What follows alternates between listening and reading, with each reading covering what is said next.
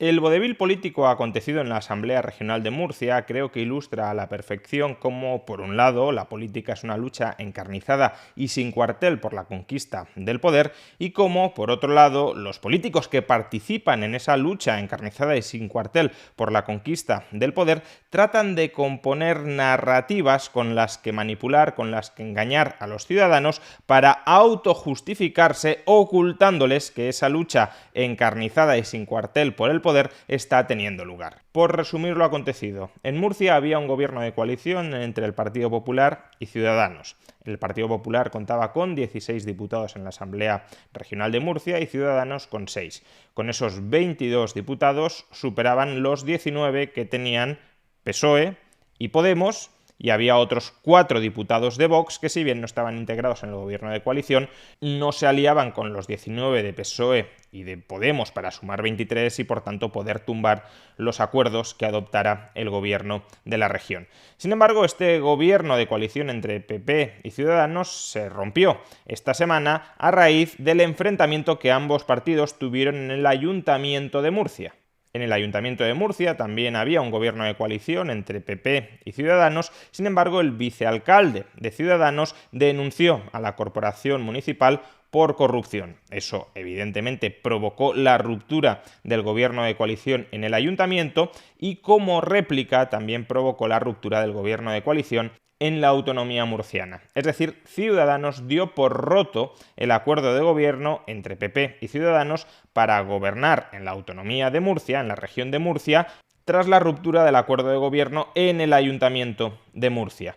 ¿Y cómo dio por roto Ciudadanos este acuerdo de gobierno en la región de Murcia? Pues aliándose con el Partido Socialista para presentar una moción de censura contra el gobierno autonómico de Murcia, de tal manera que Ciudadanos adquiriera la presidencia de la región de Murcia y el PSOE, evidentemente, la vicepresidencia y previsiblemente la mayoría de consejerías autonómicas. PSOE y Ciudadanos, como ya hemos dicho, sumaban 23 diputados en la Asamblea Regional, es decir, mayoría absoluta. Tenían plena capacidad, por tanto, para sacar adelante esta moción de censura y para gobernar sin necesidad de apoyo externo de ningún otro partido político. Por tanto, lo que ha sucedido hasta aquí es denuncias por corrupción contra el Partido Popular, denuncias que todavía no han llegado ni a la imputación ni a la condena, pero en todo caso denuncias por parte de Ciudadanos de corrupción contra el Partido Popular, ruptura del acuerdo de gobierno autonómico entre PP y Ciudadanos,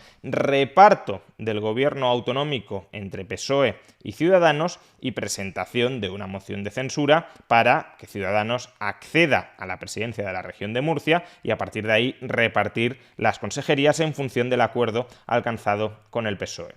Sin embargo, este plan se frustró. ¿Por qué razón?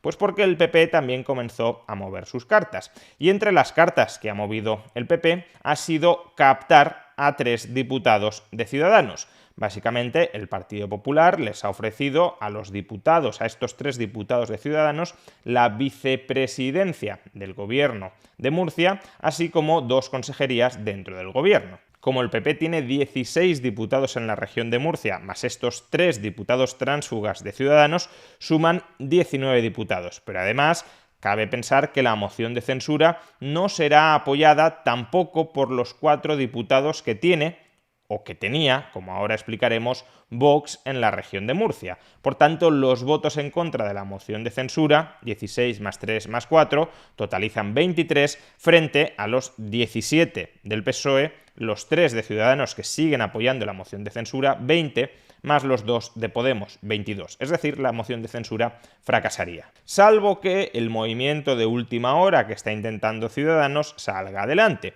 Y es que, como hemos dicho, hay 4 diputados que son de Vox o que eran de Vox que Ciudadanos está intentando atraer para apoyar la moción de censura. ¿Por qué digo que eran de Vox? Porque 3 de esos 4 diputados fueron expulsados por Vox el año pasado. De tal manera que, en realidad, Vox solo tiene un diputado que pueda seguir las directrices del partido y los otros 3 diputados que fueron expulsados, si bien cabe considerar que están en la órbita ideológica de Vox, de la derecha, o como dicen Ciudadanos y el PSOE, de la extrema derecha, no estarían, sin embargo, bajo la dirección de Vox y, por tanto, potencialmente podrían terminar apoyando la moción de censura contra el gobierno murciano.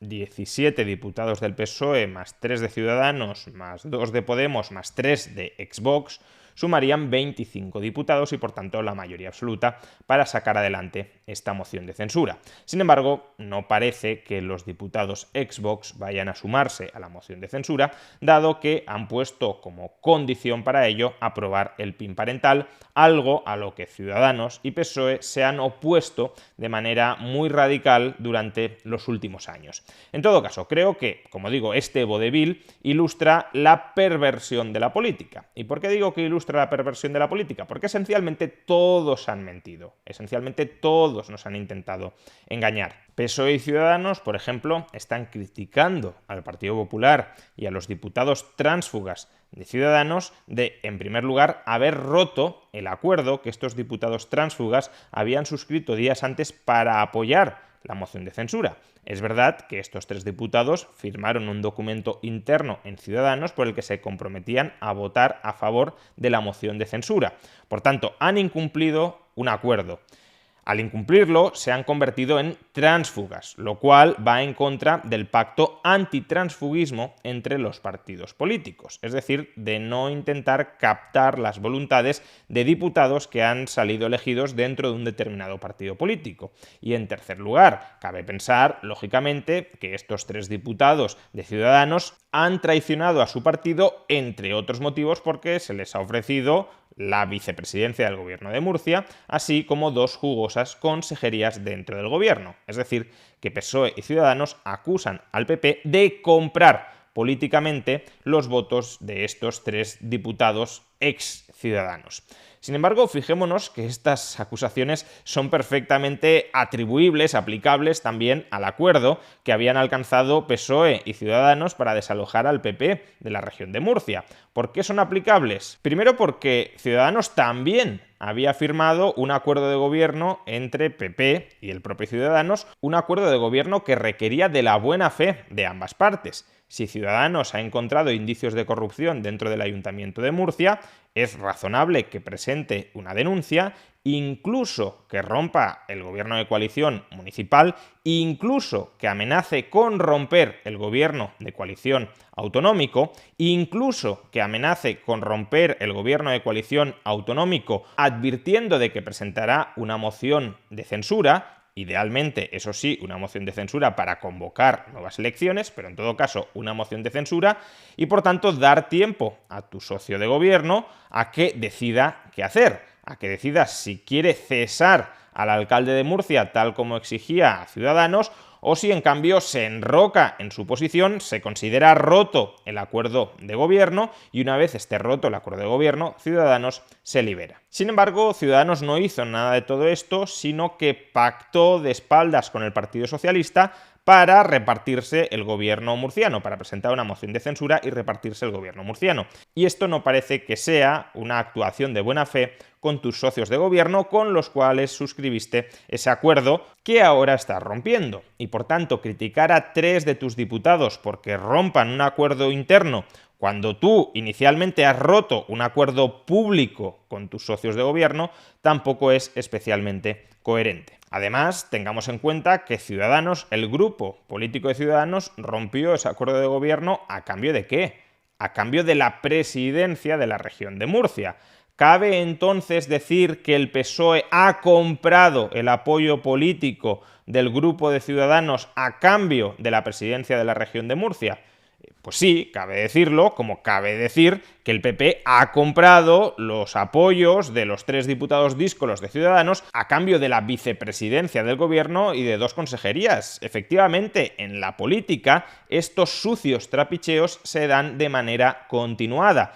Se nos habla mucho de corrupción, como tomar el dinero del contribuyente y metérselo en el bolsillo, pero hay otras formas de corrupción que son legales. Por ejemplo, compro tu voto en la Asamblea Regional a cambio de darte un determinado cargo político, con un determinado sueldo, con un determinado nivel de competencias y potestades públicas a través de las cuales puedes, por ejemplo, promover tu candidatura política para las siguientes elecciones. Eso también es una forma de corrupción, y es una forma de corrupción legalizada en la que ha incurrido el Partido Popular para salvar el gobierno de la región de Murcia, y en la que había incurrido el PSOE y Ciudadanos para conquistar el gobierno de la región de Murcia. Y en tercer lugar, PSOE y Ciudadanos están acusando, con razón, al Partido Popular de saltarse el pacto antitransfugismo, porque efectivamente el pacto antitransfugismo que el PP ha suscrito no permite captar a diputados de otros grupos políticos y aprovecharse en tu favor de su voto. Sin embargo, el PSOE y Ciudadanos están haciendo exactamente lo mismo cuando intentan captar el apoyo de los 3 exdiputados de Vox. ¿Y por qué estoy diciendo que están haciendo exactamente lo mismo? Porque la justificación de fondo del pacto antitransfugismo, que es una justificación inconstitucional, pero en todo caso la justificación de fondo, es que los diputados en realidad son propiedad de los partidos políticos. Y por tanto, si un diputado decide desvincularse del resto de partidos políticos, hay que convertir a ese diputado en un apestado. El pacto antitransfugismo a mí me parece una indecencia, porque básicamente es una cartelización de los partidos políticos para condenar al ostracismo a los diputados que simplemente siguen el mandato constitucional de que el representante del pueblo español es el diputado y no el partido político dentro del cual ha sido elegido ese diputado. Pero en todo caso, la idea de fondo del pacto antitransfugismo al que ahora apelan PSOE y Ciudadanos es esa, que las actas de los diputados son del partido y no del diputado. Y si eso es así, los 3 diputados que han sido expulsados por Vox deberían haber renunciado, ya digo, en virtud de esa idea de fondo del pacto antitransfugismo, deberían haber renunciado a sus actas de diputados para que esas actas fueran tomadas por los siguientes candidatos de Vox en la lista que presentaron en las elecciones autonómicas. Por tanto, cuando PSOE y Ciudadanos están mendigando el apoyo parlamentario de los exdiputados de Vox, en realidad también están vulnerando el pacto antitransfugismo, porque quieren beneficiarse de unos diputados que en todo caso votarían en contra de la directriz del partido bajo el que fueron electos. Y por tanto, si nos parece mal que no haya disciplina de voto, que es esto lo que se critica a los 3 diputados tránsfugas de Ciudadanos, estará muy mal que estos 3 diputados de Vox no sigan la disciplina de voto del partido bajo el que fueron escogidos. Y si nos parece bien que los diputados se salten la disciplina de voto, entonces también los 3 diputados de Ciudadanos se podrán saltar esa disciplina de voto. En definitiva, no es que las acusaciones que estén lanzando PSOE y Ciudadanos contra el Partido Popular y contra los 3 exdiputados de Ciudadanos sean acusaciones infundadas. Son acusaciones perfectamente fundadas, pero que también les son aplicables a ellos mismos. Lo cual, por cierto, ilustra nuevamente el perverso juego de la política, donde unos se victimizan porque les hacen exactamente lo que ellos están haciendo a los otros. Y tanto lo que hacen unos como lo que hacen otros son traiciones y deslealtades sistemáticas contra sus socios e incluso contra los miembros de su propio partido. Lo que importa, insisto, es la captura del poder.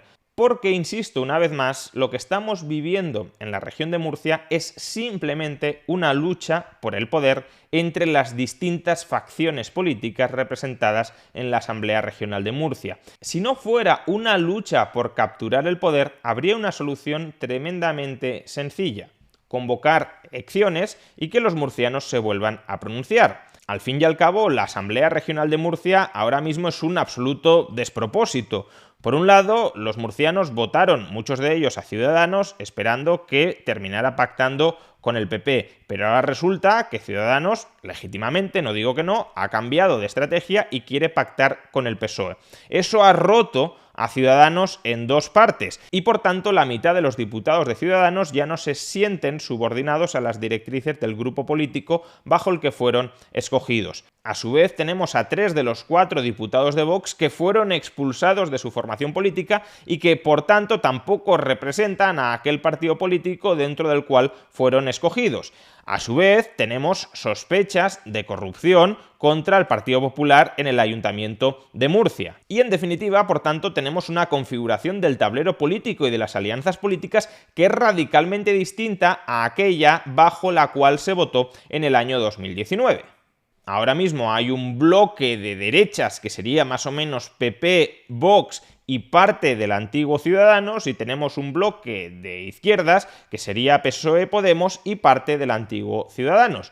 Por tanto, lo lógico sería que los murcianos votaran y escogieran cuál de estos dos bloques prefieren que les gobierne. ¿Por qué nadie de los principales actores implicados está planteando esta solución?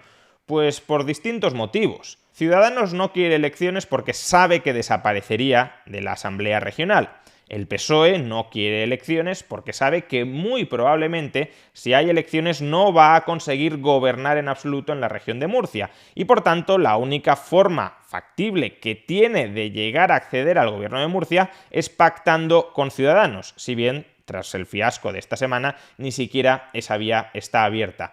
El PP tampoco quiere elecciones por dos motivos. Primero, porque su actual presidente, López Miras, no podría presentarse a las elecciones salvo que antes se modifique la ley regional que impide que un presidente repita más de 2 mandatos consecutivos. Y por tanto, como la aspiración principal del presidente del PP de Murcia, como de cualquier otro político, es aferrarse al sillón, es aferrarse al poder, no puede permitirse convocar elecciones sin ser él el candidato. Y por tanto, ahora mismo las elecciones no tocan.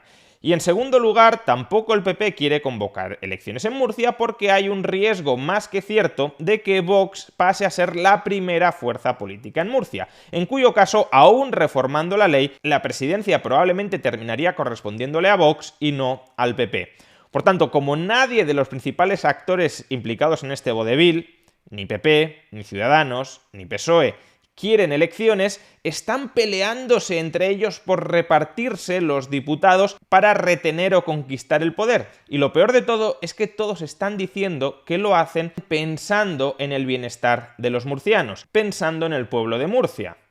El PP dice que ha hecho esto para evitar que los socialcomunistas lleguen al gobierno de Murcia, pero si eso fue así, ¿por qué López Miras no quiso convocar elecciones para evitar la moción de censura? ¿No será que López Miras, entre convocar elecciones y que el candidato del PP a la presidencia de Murcia fuera otra persona distinta de López Miras, o que, por otro lado, el gobierno de Murcia cayera en manos de una coalición, como dicen ahora, socialcomunista, ¿no será que López Miras prefirió lo segundo a lo primero?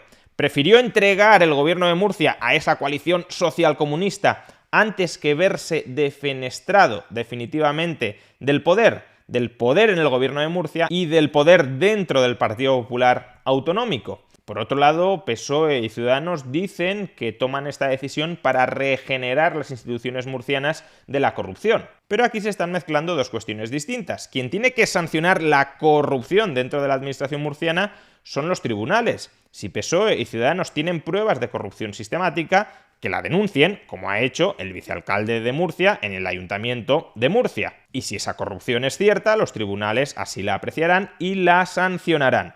Por otro lado, quien tiene que determinar la configuración política del gobierno de Murcia son los votantes murcianos y por tanto deberían ser ellos quienes son llamados a las urnas, eso sí, con toda la información pública disponible sobre las sospechas de corrupción del Partido Popular. ¿O cuál es el mensaje, si no, de PSOE y Ciudadanos? Queremos regenerar la administración murciana de la corrupción, pero sin el pueblo de Murcia, porque si dejamos votar al pueblo de Murcia, votará mal, volverá a votar a los corruptos del Partido Popular. Lo cual quizás sea cierto, no digo que no, pero es desde luego un mensaje muy antidemocrático que casa mal con el mensaje que normalmente PSOE y Ciudadanos suelen transmitir, que su legitimidad depende de la voluntad del pueblo. Bueno, si ello es así, ¿por qué ahora amordazáis al pueblo después de que el tablero político murciano se haya movido tanto que tiene pleno sentido que el pueblo se vuelva a pronunciar? Pues lo amordazan porque, insisto, lo que les interesa no es luchar contra la corrupción, no es mejorar el bienestar de los murcianos, es conquistar el poder. Exactamente lo mismo que le interesa al Partido Popular de la región de Murcia, que tampoco le interesa proteger a los murcianos de un gobierno social comunista, no, le interesa retener el poder con la excusa, con el miedo de que vienen las huestes sanchistas y socialcomunistas, porque repito, si de verdad eso fuera un peligro cierto, lo que debería haber hecho López Miras es convocar elecciones, y no lo hizo por intereses personales y por miedo a que Vox le coma la tostada de la presidencia de la región de Murcia. Por tanto, lo que prioriza de nuevo es retener el poder, es retener la presidencia de Murcia. Una vez más, por tanto, la política es una ciénaga donde todos mienten.